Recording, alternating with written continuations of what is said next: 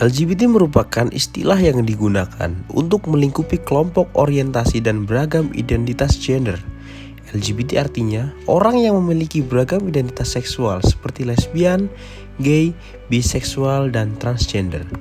Saat ini, istilah LGBT mulai berkembang menjadi LGBTQ atau yang melingkupi lebih banyak jenis orientasi seks atau gender lainnya yang ada di masyarakat. Pada awalnya, LGBT dikategorikan sebagai salah satu jenis gangguan mental. Namun, pada tahun 1975, American Psychological Association memutuskan bahwa LGBT bukanlah sebuah gangguan mental, melainkan sebuah orientasi seksual. Orientasi dan identitas seksual seseorang dianggap sebagai sebuah aspek yang normal dalam seksualitas manusia. Sehingga saat ini LGBT tidak lagi disebut sebagai bentuk dari gangguan mental.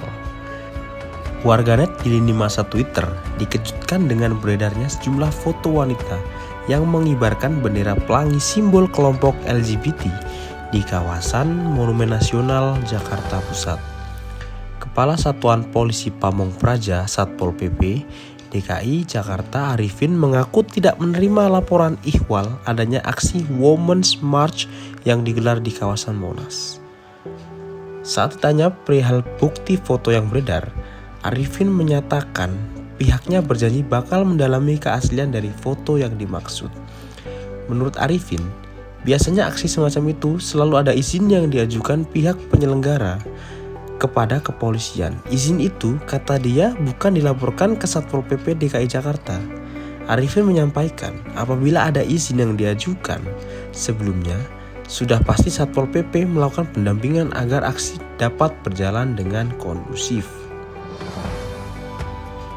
Maka dari itu, Kepala Satuan Polisi Pamong Praja melihat kejadian ini terheran-heran karena bagaimana bisa di negara Indonesia bisa berkibar bendera LGBT yang sangat ilegal di Indonesia. LGBT atau lesbian, gay, biseksual, dan transgender. Istilah ini digunakan sejak tahun 1990-an mengertikan perasa komunitas gay. Lesbian merupakan istilah umum yang digunakan untuk perempuan yang mengarahkan pilihan orientasi seksualnya kepada semua perempuan atau perempuan lain yang mencintai perempuan lainnya, baik itu secara fisik, seksual, maupun emosional. Gay atau homo merupakan istilah untuk menyebutkan laki-laki yang memiliki kecenderungan seksual kepada sesama laki-laki lainnya. Sementara biseksual adalah istilah seseorang penyuka sama jenis atau lawan jenisnya. Sementara transgender merupakan orang yang cara berperilaku atau penampilannya itu tidak sesuai dengan peran gender pada umumnya. Bahkan mereka bisa mengganti jenis kelaminnya, seperti pria mengubah jenis kelaminnya menjadi wanita atau sebaliknya. Homoseksual di Indonesia pada umumnya masih dianggap tabu oleh masyarakat ataupun pemerintah. Diskusi publik mengenai homoseksualitas sangatlah terbatas dan jarang dibahas secara terbuka. Maka ketika kita membicarakan hak-hak dasar warga negara, komunitas LGBT banyak menemukan kesulitan dan benturan sosial. Terlebih lagi jika kita melihat adat istiadat di Indonesia dan masyarakat yang berpegang teguh pada doktrin keagamaan yang konservatif. Kaum LGBT seringkali dianggap sebagai perusak agama dan penyebab turunnya ajab Tuhan jika mereka tetap menyuarakan hak-hak dasar atas komunitas kaum LGBT. Secara teoritis, sosiolog Erving Goffman mengatakan stigma terhadap seseorang atau sekelompok orang bisa mengubah secara radikal konsep diri dan identitas sosial mereka. Stigmatisasi tersebut berkepanjangan akan membuat mereka mengalami gangguan mental atau mental illness. Akibatnya, mereka akan terus melakukan perilaku yang dianggap menyimpang tersebut. Teori itu menunjukkan LGBT muncul lebih karena suatu dampak sosial. Mungkin masa lalu seseorang yang menyukai sama jenis itu menjadi faktor utama yang membuat mereka mengalami perbedaan orientasi seksual yang ada di dalam diri mereka dibandingkan dengan masyarakat lainnya. Misalnya ketika seseorang laki-laki pernah mengalami pengalaman yang traumatis terhadap ibunya, sehingga membuat dia merasa bahwa dekat dengan seorang wanita adalah sebuah ancaman, sehingga dia memilih untuk bersama seseorang pria, padahal itu merupakan orientasi seksual yang salah. Selain itu, beberapa faktor lainnya yang bisa menyebabkan seseorang mengalami penyimpangan seksual ini diantaranya adalah akibat dari satu faktor herediter, berupa ketidakseimbangan hormon-hormon seks. Yang kedua, pengaruh lingkungan yang tidak baik atau tidak menguntungkan bagi perkembangan kematangan seksual yang normal. Dan yang ketiga, seseorang yang selalu mencari kepuasan relasi homoseks karena ia pernah menghayati pengalaman homoseksual yang menggairahkan pada masa remajanya.